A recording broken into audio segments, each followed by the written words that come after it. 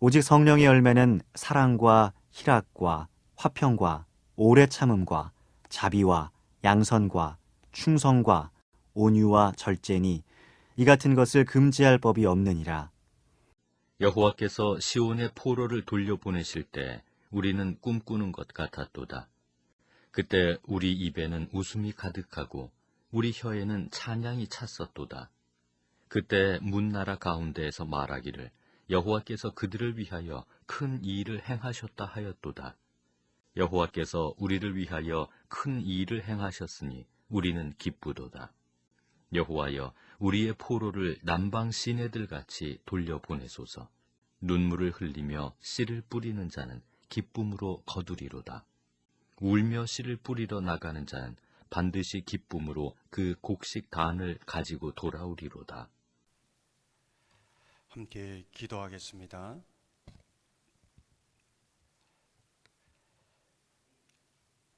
2024년을 열어주시고 새벽도 주님의 은혜가 아니면 이 한 해를 살아갈 수 없기에 주님 앞에 나온 주님의 백성들의 그 기도와 간구와 주님을 향한 그 마음을 헤아려 주옵소서. 은혜 주시옵소서. 도와주시옵소서. 응답하여 주시옵소서. 주님 만나는 역사를 주옵소서. 주님으로 인하여 이 한 해의 소망을 갖게 하여 주시옵소서. 이 시간도 성령께서 역사하여 주셔서 우리를 붙드시고 새롭게 하여 주시옵소서.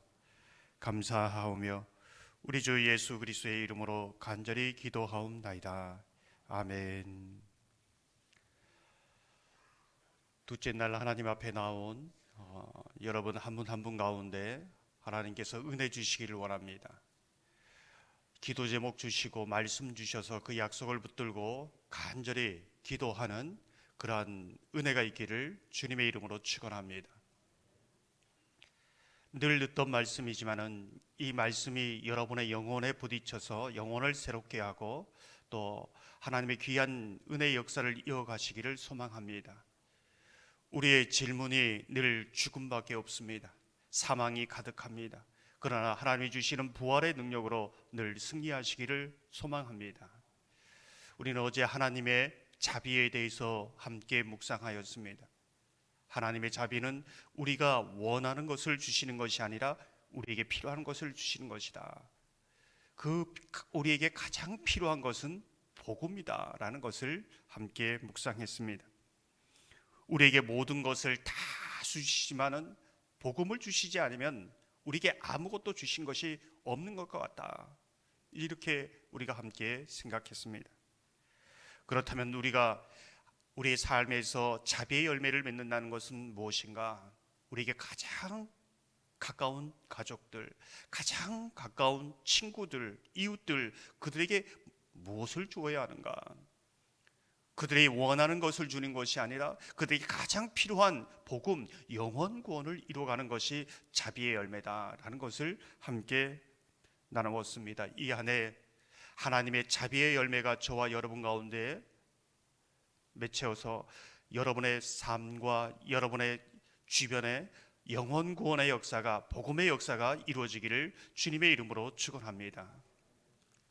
이제 오늘 양선의 열매를 함께 또 묵상하게 될 텐데, 양선의 열매란 무엇인가? 교회 안에서 양선이라는 이 열매에 대해서는 거의 잘 다루지 않습니다. 양선, 여러분은 이 양선의 열매가 어떤 열매라고 생각하십니까? 하나님의 자비로 우리에게 복음을 주실 때 그 복음을 우리가 받아서 복음으로 살아내는 삶, 행위 자체를 양선이라고 합니다. 그래서 공동 번역에는 선행이라고 말하고 있습니다. 행위가 강조되는 것이지요.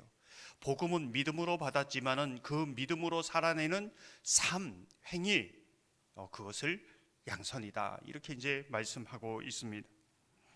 디도서를 보면 디도서를 쓴 목적에 대해서 전도라는 부분을 말씀하고 있습니다. 전도에 대해서 어떻게 말씀하냐? 디도서 1장 3절을 보면 이렇게 말씀합니다. 자기 때에 자기의 말씀을 전도로 나타내셨으니 이 전도는 우리 구주 하나님이 명하신 대로 내게 맡기신 것이라. 디도서에서 말하는 전도란 무엇인가? 여러분은 어떻게 생각합니까? 디도서를 보면은 전도에 대해서 이야기하면서 교회 안에서 장로와 감독, 하나님의 사람을 세우는 것을 말해주고 있습니다. 하나님의 사람으로 교회와 가정과 사회 속에서 하나님의 말씀에 따라 살아가는 그 행위, 선행, 그것이 전도라는 것이지요. 이게 디도서가 말하는 핵심적인 주제고 전도의 개념입니다. 그래서 현대 선교학에서는 포괄적 전도라고 그렇게 말하고 있습니다. 전도의 개념이 달라지는 것이지요. 포괄적 전도라는 것은 전도의 대상의 첫 번째가 누구냐? 내 자신이라는 겁니다. 디도서에 말씀하는 것처럼 내가 구원을 받았지만은 하나님의 사람으로 날마다 구원의 감격 속에서 저 천국에 이르기까지 날마다 하나님의 사람으로 양육되고 서가는 매일마다 나를 전도하는 것을 목표로 삼고 나가야 한다. 이제 이 부분입니다. 제일 전도 1순위는 나입니다. 날마다 나를 전도해야 한다는 것이요. 하나님의 말씀에 기도로 하나님과 교통하면서 하나님과의 그 영적인 교통이 막히지 않도록 날마다 나를 전도해야 한다는 것이지요. 그 하나님의 선하심을 알고 선을 행할 수 있는 능력을 공급받는 것, 이것이 양선의 열매를 맺는 첫 시작이라는 겁니다. 뿐만 아니라 우리의 선을 어떤 특정한 어떤 영역, 교회에서만이 아니라 모든 영역을 포함하고 있습니다. 교회 안에서의 전도란 무엇인가? 하나님의 사람을 양육하는 겁니다. 그 디도서에는 장로, 감독 여러 부분을 이제 말씀하고 있지만 핵심은 하나님의 사람을 양육하는 겁니다. 하나님의 사람을 양육하는 것은 하나의 전도의 모습입니다. 가장 중요한 핵심이지요. 서로 선행으로 격려하는 것도 전도의 모습이다. 이 부분을 말씀해 주고 있습니다. 전도지시를 전달하는 것만 전도가 아니라 가정과 직장과 삶의 일터에서 그리스도인답게 선한 행위를 해나가는 것이 진정한 전도의 모습이다라는 것입니다. 그래서 우리의 전 삶의 영역, 나를 포함해서 모든 삶의 영역이 전도의 현장이라는 것을 말해주고 있습니다. 어떤 권사님의 이야기를 들은 적이 있습니다. 우리 교회 권사님은 아닙니다. 이 권사님이 시장에서 집에서 잘 재배한 콩나물을 이제 시장에서 파는 것이지요. 그걸로 생계를 이어갑니다. 콩나물 가격은 할머니가 손이 굉장히 작은데 한 움큼 지분 요만큼이 500원이랍니다. 그렇게 가격을 정했습니다. 근데 어느 날 어떤 교회 교사님이 백화점에다 비싼 옷을 사 입고 그 콩나물을 삽니다. 콩나물을 한 몇천 원어치 얘기를 했겠지요. 그 작은 손으로 콩나물을 집어서 검은 봉지에 넣는데 이 권사님이 왜 손이 그렇게 작냐고 그 큰 손으로 집어서 봉지에 넣었다고 합니다. 보는 사람들이 다 눈살을 씩 뿌렸다는 그런 이야기를 들은 적이 있습니다. 우리가 우리의 삶의 현장에서 어떻게 선행을 행할 수 있는가, 하나님의 은혜를 나타낼 수 있는가, 이것을 생각해야 된다는 겁니다. 우리의 삶의 모든 현장이 전도의 현장이고 하나님의 말씀대로 살아가는 그 복음 전도의 현장이라는 것을 생각해야 합니다. 어떤 교회에서는 택시를 탈 때에 교회 앞에 내릴 때 그 거슴돈으로 동전을 받는 것을 받지 않기 운동을 하기도 합니다. 어떻게 우리가 많은 이웃 사람들에게 선행을 행할 것인가, 이것을 고민해야 되는 것이지요. 이것이 우리의 삶 속에 양선의 열매를 맺는 그러한 모습이다라고 말하고 있습니다. 하나님의 자비와 양선을 잘 살펴주는 구절이 디도서에서 이렇게 나옵니다. 디도서 2장 10절 11절을 보면 모든 사람에게 구원을 주시는 하나님의 은혜가 나타나 우리를 양육하시되 경건하지 않은 것과 이 세상 정욕을 다 버리고 신중함과 의로움과 경건함으로 이 세상에 살고, 하나님께서 모든 사람에게 구원을 주시는 복음으로 우리를 양육하신다는 겁니다. 그리고 선행, 우리의 삶 속에 양선의 열매를 맺게 하는 것이지요. 어떻게 보면 양선이 하나님의 성품으로 우리에게 나타날 때 우리는 그러한 모습은 어떠한 모습인가? 가장 닮은 모습이 아비와 유부의 마음으로 자녀를 양육하는 그러한 모습이다, 이렇게 볼 수 있습니다. 오늘 말씀을 보시면은 때로는 위로합니다. 때로는 징계합니다. 그렇게 하나님의 자녀로 그렇게 빚어가는 모습이 이 하나님이 우리에게 양선의 모습으로 그렇게 나타난다는 것이지요. 우리가 그 선을 알고 행할 수 있도록 그렇게 하십니다. 하나님의 가장 큰 목적은 하나님의 자녀가 하나님의 자녀의 모습으로 계속적으로 그렇게 양육되어 가는 것을 원하시는 것이지요. 우리가 주의하게 보게 되는 것은 이 양선에 대해서 갈라디아에서 언급하는 모습입니다. 갈라디아 6장에 이렇게 언급하고 있습니다. 갈라디아서 6장 8절 9절을 보면 자기의 육체를 위하여 심는 자는 육체로부터 썩어질 것을 거두고 성령을 위하여 심는 자는 성령으로부터 영생을 거두리라. 우리가 선을 행하되 낙심하지 말지니 포기하지 아니하면 때가 이름에 거두리라. 여기서 선이란 어떤 의미인가? 선과 반대되는 것이 악입니다. 그 악은 하나님의 기준이 아니라 육신을 살고자 하는 그러한 부분이지요. 육신을 따라 살고자 하는 끊임없는 내 내면과 싸워야 한다는 것입니다. 지난번에 주일 설교에 두 개의 얼굴에 대해서 말씀하셨던 것처럼 가장 그 하나님의 뜻을 따라 살고자 할 때 우리 내면의 육신의 그 싸움과 싸워야 된다는 것입니다. 뿐만 아니라 세상 가운데는 육신으로 살아가는 사람들과의 싸움이 있다는 겁니다. 영적 싸움이 있다는 것이지요. 그 싸움에서 선행으로 하나님의 뜻을 따라 살아간다는 것은 갈라디아서에서 말할 때 낙심이 된다는 겁니다. 실망이 된다는 겁니다. 창세기를 보면 방주를 짓는 노아의 모습을 보여주고 있습니다.